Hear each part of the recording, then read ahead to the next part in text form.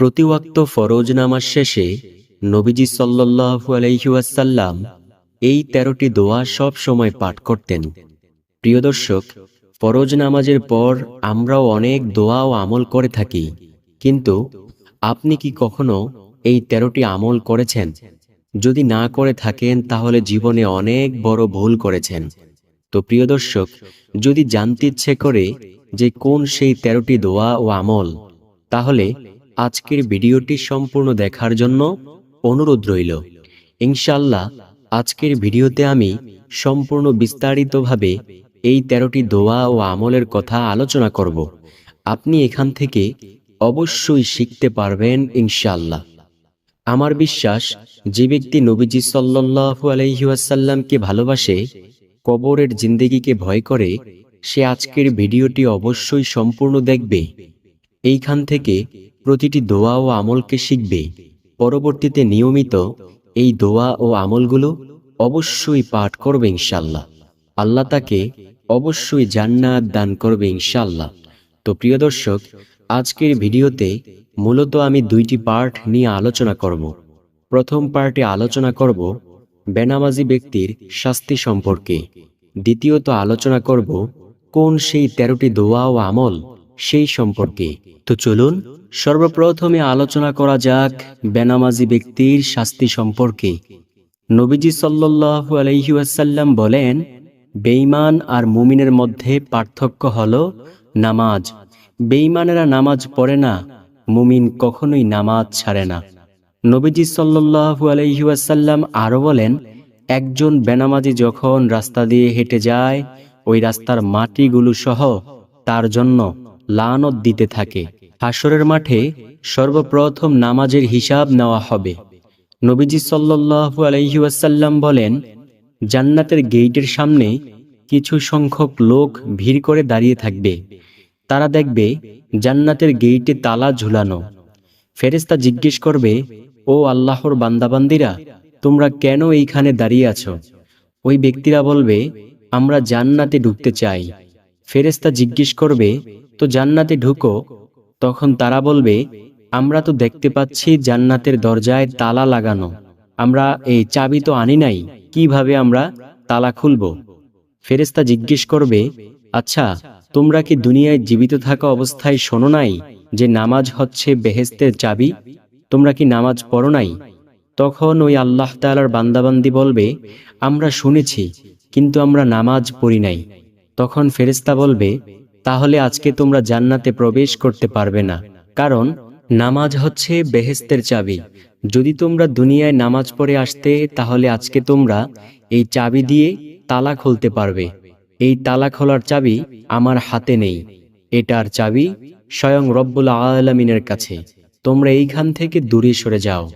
তখন ওই ব্যক্তিরা সবাই জাহান্নামী হয়ে যাবে। নবীজি সাল্লাল্লাহু আলাইহি ওয়াসাল্লাম বলেন, যে ব্যক্তি 1 ওয়াক্ত নামাজ ইচ্ছা করে ছাড়ল, তাকে রব্বুল আলামিন 2,88,00,000 বছর জাহান্নামের আগুনে জ্বালাইবেন। প্রিয় দর্শক, 1 সেকেন্ডের জাহান্নামের আগুন কি সহ্য করতে পারবেন? 1 সেকেন্ডের আযাব সহ্য করার মতো ক্ষমতা এই পৃথিবীর কারোই নেই। নবীজি সাল্লাল্লাহু আলাইহি ওয়াসাল্লাম আরো বলেন, দুনিয়ার আগুন তো একটি নির্দিষ্ট জায়গায় লাগলে ওই নির্দিষ্ট জায়গাটাই শুধু জ্বলে। যেমন কারো যদি হাতের আঙ্গুলে লাগে, তাহলে ওই আঙ্গুলটাই জ্বলবে। কিন্তু জাহান্নামের আগুন এতটাই তেজস্বী আগুন যে জাহান্নামের আগুন যদি হাতের আঙ্গুলের মাথায়ও লাগে, তারপরেও তার সারা শরীরটা ওই তাপে ভুনা হয়ে যাবে। নাউযুবিল্লাহ, নাউযুবিল্লাহ। রব্বুল আলামিন আমাদেরকে 5 ওয়াক্ত নামাজ জামায়াতের সাথে আদায় করার তৌফিক দান করুক। তো প্রিয় দর্শক, এখন আমরা জানব কোন সেই 13টি দোয়া ও আমল সেই সম্পর্কে। তো চলুন জেনে নেওয়া যাক। 1 নাম্বার দোয়া হলো, নবীজি সাল্লাল্লাহু আলাইহি ওয়াসাল্লাম যখন প্রত্যেক ফরজ সালাতের পর সালাম ফিরাইতেন, তিনি আয়াতুল কুরসি পাঠ করতেন। হযরত আবু উমামা রাদিয়াল্লাহু তাআলা আনহু বলেন, নবীজি সাল্লাল্লাহু আলাইহি ওয়াসাল্লাম বলেছেন, যে ব্যক্তি প্রত্যেক ফরজ সালাত শেষে আয়াতুল কুরসি পাঠ করবে, তার জান্নাতে যাওয়ার জন্য কোনো বাধা থাকে না, শুধু একটা বাধাই থাকে, সেটা হলো মৃত্যু। যখনই সে মৃত্যুবরণ করবে সাথে সাথেই আল্লাহর জান্নাতে চলে যাবে। সুবহানাল্লাহ। তাই প্রিয় দর্শক, আমরা যদি জান্নাতে যেতে চাই, অর্থাৎ মৃত্যুর পর যদি জান্নাতি হতে চাই, তাহলে প্রত্যেক ফরজ সালাত শেষে আয়াতুল কুরসি পাঠ করব ইনশাআল্লাহ। অবশ্যই আমরা জান্নাতি হতে পারবো ইনশাআল্লাহ। আপনি প্রশ্ন করতে পারেন যে ভাইজান, আয়াতুল কুরসি কোনটা, আমাদেরকে বলে দিলে একটু ভালো হয়। ঠিক আছে ভাই, আপনাদের সুবিধার্থে আমি আপনাদেরকে বলে দিচ্ছি। আয়াতুল কুরসি হলো সূরাতুল বাকারার 255 নং আয়াত। চলুন সেটা জেনে নেওয়া যাক। আউযু বিল্লাহি মিনাশ শাইতানির রাজীম। বিসমিল্লাহির রহমানির রহিম। আল্লাহু লা ইলাহা ইল্লা হুয়াল হাইয়ুল কাইয়্যুম লা তাখুযুহু সিনাতু ওয়ালা নাউম লাহু মা ফিস সামাওয়াতি ওয়া মা ফিল আরদ মান যাল্লাযী ইয়াশফা'ু ইনদাহু ইল্লা বিইজনিহি ইয়ালামু মা বাইনা আইদিহিম ওয়া মা খালফাহুম ওয়া লা ইউহিতুনা বিশাইইন মিন ইলমিহি ইল্লা বিমা শাআ ওয়াসি'a কুরসিয়্যুহুস সামাওয়াতি ওয়াল আরদ ওয়া লা ইয়াউদুহু হিফযুহুমা ওয়া হুয়াল আলিয়্যুল আযীম। এটাই হলো আয়াতুল কুরসি। নবীজি সাল্লাল্লাহু আলাইহি ওয়াসাল্লাম বলেছেন, যে ব্যক্তি প্রত্যেক ফরজ সালাত শেষে আয়াতুল কুরসি পাঠ করবে, সে মৃত্যুর পর সাথে সাথে জান্নাতি হবে। সুবহানাল্লাহ, আল্লাহু আকবার। এছাড়াও আপনি সূরাতুল বাকারা খুলিয়া অবশ্যই 255 নং আয়াতটি পাঠ করবেন। এটাই আয়াতুল কুরসি নামক আয়াত। তো এই গেল 1 নাম্বার দোয়া। দ্বিতীয় নাম্বার যেই দোয়ার কথা বলবো, সেই দোয়াটা হলো নবীজি সাল্লাল্লাহু আলাইহি ওয়াসাল্লাম প্রত্যেক ফরজ নামাজ শেষ করে তিনি বলতেন, লা ইলাহা ইল্লাল্লাহু লাহুল মুলকু ওয়া লাহুল হামদু ওয়া হুয়া আলা কুল্লি শাইইন কাদির।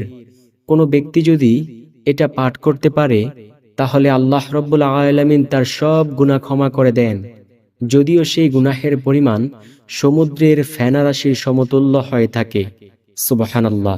তাই আমরা অবশ্যই পাঠ করব, লা ইলাহা ইল্লাল্লাহু লাহুল মুলকু ওয়া লাহুল হামদু ওয়া হুয়া আলা কুল্লি শাইইন কাদির।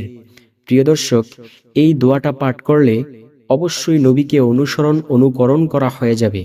যে ব্যক্তি নবীজি সাল্লাল্লাহু আলাইহি ওয়াসাল্লামকে অনুসরণ অথবা অনুকরণ করবে, সে ব্যক্তি অবশ্যই জান্নাতি হবে।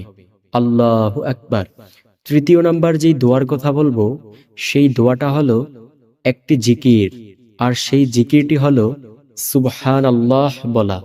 নবীজি সাল্লাল্লাহু আলাইহি ওয়াসাল্লাম প্রত্যেক ফরজ নামাজ শেষে 33 বার সুবহানাল্লাহ বলতেন। তাই আমরাও প্রত্যেক ফরজ নামাজ শেষে 33 বার সুবহানাল্লাহ এই জিকির অবশ্যই করব। নবীজি হাদিসের মধ্যে বলেন, যে ব্যক্তি একবার সুবহানাল্লাহর আওয়াজ দেয়, রব্বুল আলামিন 7 আসমান ও 7 জমিনের মধ্যবর্তী যত ফাঁকা জায়গাগুলো রয়েছে, সব জায়গাগুলো আল্লাহ পূর্ণ করে দেন। সুবহানাল্লাহ। নবীজি সাল্লাল্লাহু আলাইহি ওয়াসাল্লাম অন্য হাদিসের মধ্যে বলেন, যে ব্যক্তি একবার সুবহানাল্লাহর আওয়াজ দেয়, রব্বুল আলামিন জান্নাতের মধ্যে একটি বৃক্ষ রোপণ করেন। ওই বৃক্ষের ছায়া এত লম্বা হয় যে দ্রুতগামী ঘোড়া যদি 500 বছর পর্যন্ত দৌড়ায়, তারপরেও সেই বৃক্ষের ছায়া অতিক্রম করতে পারবে না।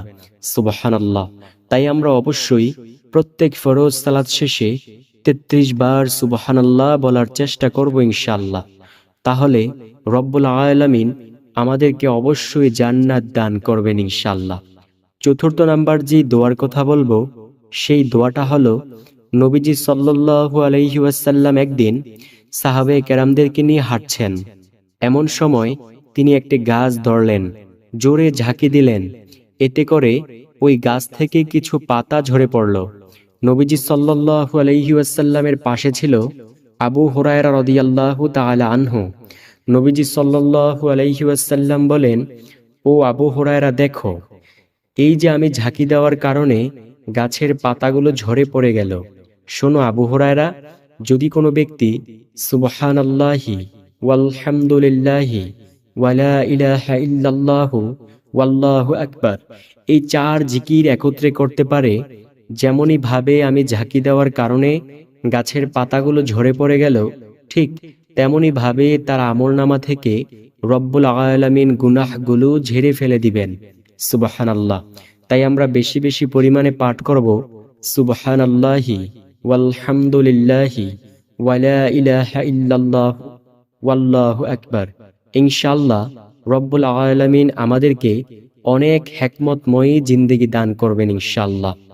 তারপরের যেই দোয়া ও আমলের কথা বলবো, প্রতিদিন 100 বার বলা সুবহানাল্লাহি ওয়া বিহামদিহি।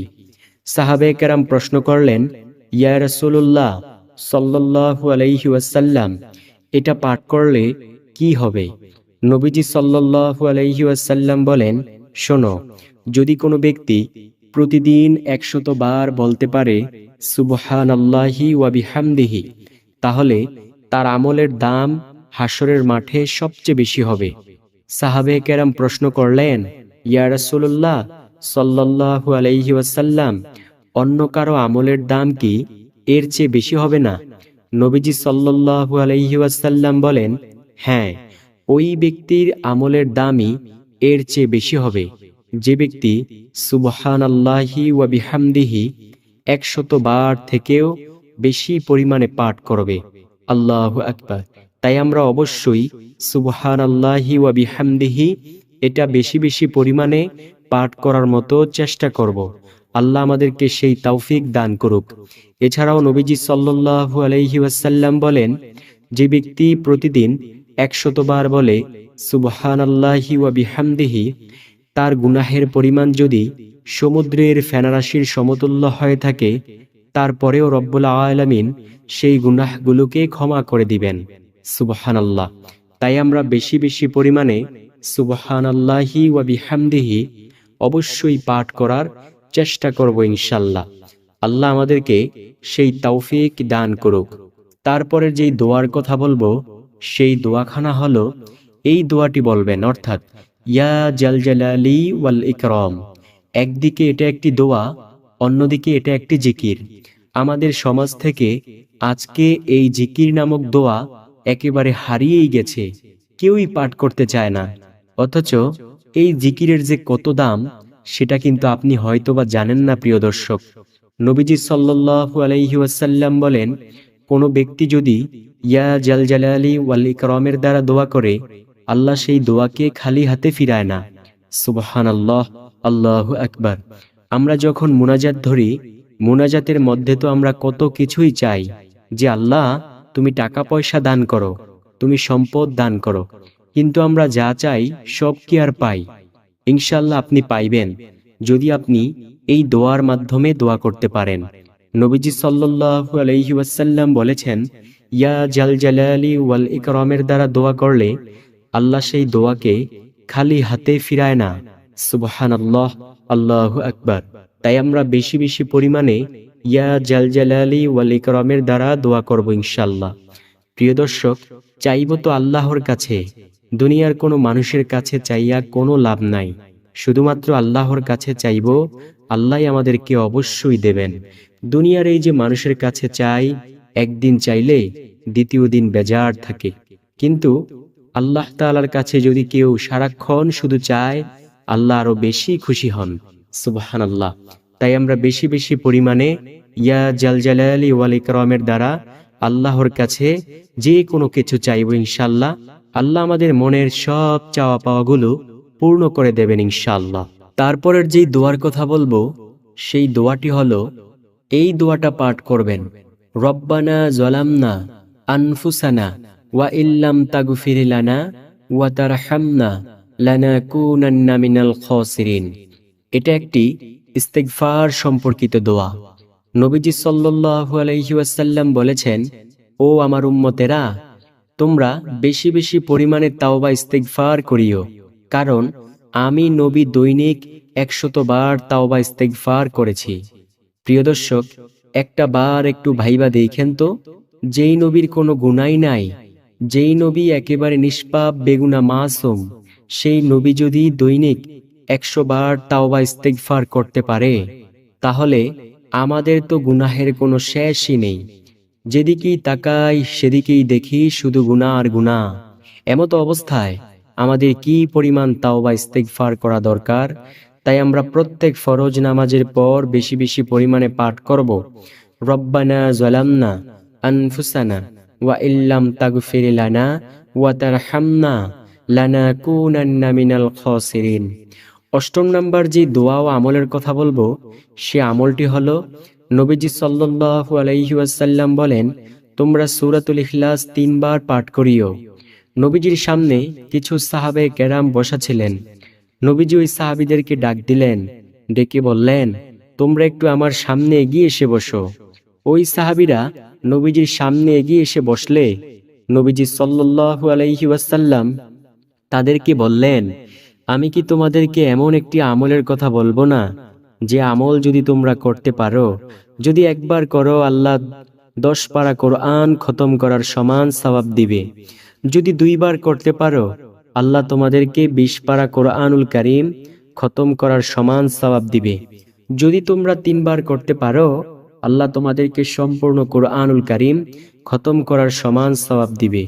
সাহাবে কেরাম তো ছিল আমলের জন্য পাগল পারা।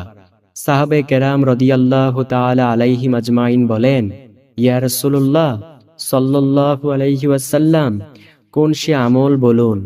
নবীজি সাল্লাল্লাহু আলাইহি ওয়াসাল্লাম বলেন, যে ব্যক্তি সূরাতুল ইখলাস একবার পাঠ করবে, আল্লাহ তাকে 10 পারা কোরআনুল কারীম খতম করার সমান সওয়াব দিবে। যে ব্যক্তি 2 বার পাঠ করবে, আল্লাহ রাব্বুল আলামিন তাকে 20 পারা কোরআনুল কারীম খতম করার সমান সওয়াব দিবে। যে ব্যক্তি 3 বার পাঠ করবে, আল্লাহ রাব্বুল আলামিন তাকে সম্পূর্ণ কোরআনুল কারীম খতম করার সমান সওয়াব দিবে ইনশাআল্লাহ। তাই আমরা প্রত্যেক ফরজ নামাজের পর সূরাতুল ইখলাস পাঠ করার চেষ্টা করব। দেখেন প্রিয় দর্শক, নবীজির কাছে এক ব্যক্তি আইসা বলল, ইয়া রাসূলুল্লাহ সাল্লাল্লাহু আলাইহি ওয়াসাল্লাম, আমি সূরাতুল ইখলাসকে অনেক বেশি ভালোবাসি। নবীজি বলেন, যদি তোমার মুখের কথাটুকু সত্যি হয়, যদি তুমি সত্যি বলে থাকো, তাহলে জেনে নাও, যে ব্যক্তি সূরাতুল ইখলাসকে ভালোবাসে, রব্বুল আলামিন তাকে ভালোবাসে। আর এই ভালোবাসার শেষ পরিণাম ফল হয় মহান মালিকের সেই জান্নাত। সুবহানাল্লাহ, আল্লাহু আকবার। নবম নাম্বার যে আমলের কথা বলবো, সে আমলটি হলো, নবীজি সাল্লাল্লাহু আলাইহি ওয়াসাল্লামের সাহাবে কেরামগণ বলেন, নবীজি প্রত্যেক ফরজ সালাত শেষে সালাম ফিরিয়ে আস্তাগফিরুল্লাহ 3 বার বলতেন। তাই আমরা যারা নবীজিকে অনুকরণ করতে চাই, প্রত্যেক ফরজ নামাজ শেষে 3 বার বলবো, আস্তাগফিরুল্লাহ, আস্তাগফিরুল্লাহ, আস্তাগফিরুল্লাহ। অবশ্যই নবীজি সাল্লাল্লাহু আলাইহি ওয়াসাল্লামকে অনুকরণ করা হয়ে যাবে ইনশাআল্লাহ। দশম নাম্বার যে আমলের কথা বলবো, সে আমলটি হলো, নবীজি সাল্লাল্লাহু আলাইহি ওয়াসাল্লামের সাহাবে কেরামগণ বলেন, নবীজি প্রত্যেক ফরজ নামাজ শেষে সালাম ফিরিয়ে একবার উচ্চস্বরে আল্লাহু আকবার বলতেন। তাই আমরাও প্রত্যেক ফরজ নামাজ শেষে সালাম ফিরিয়ে একবার উচ্চস্বরে আল্লাহু আকবার বলবো ইনশাআল্লাহ। 11 নাম্বার আমল হলো আলহামদুলিল্লাহ 33 বার বলতেন। তাই আমরাও প্রত্যেক ফরজ নামাজের পর সালাম ফিরিয়ে আলহামদুলিল্লাহ 33 বার বলবো ইনশাআল্লাহ। আলহামদুলিল্লাহ দ্বারা আল্লাহ তাআলার নিয়ামতের প্রশংসা আদায় করা হয়। আল্লাহ বলেন, যে আমার নিয়ামত পেয়ে নিয়ামতের শুকরিয়া আদায় করে, আমি তার নিয়ামত বৃদ্ধি করি। আর যে আমার নিয়ামত পাওয়ার পরে নিয়ামতের শুকরিয়া আদায় করে না, আমি তার নিয়ামত ছিনিয়ে নিয়ে যাই। তাই আমরা বেশি বেশি আলহামদুলিল্লাহ বলবো। 12 নম্বর যে আমলের কথা বলবো, নবীজি সাল্লাল্লাহু আলাইহি ওয়াসাল্লাম 34 বার বলতেন আল্লাহু আকবার। তাই আমরা অবশ্যই এটাও পাঠ করার চেষ্টা করব। সর্বশেষ নাম্বার যে আমলের কথা বলবো, এটা নবীজি করতেন না এই প্রত্যেক ফরজ সালাত শেষে, তবে আমরা করব, সেটা হলো দরুদ পাঠ করব। যে কোনো একটি দরুদ সাল্লাল্লাহু আলাইহি ওয়াসাল্লাম পারি, এটা পাঠ করব। তো ইনশাআল্লাহ এই 13টি আমল করিয়া নবীজিকে অনুকরণ করার চেষ্টা করব।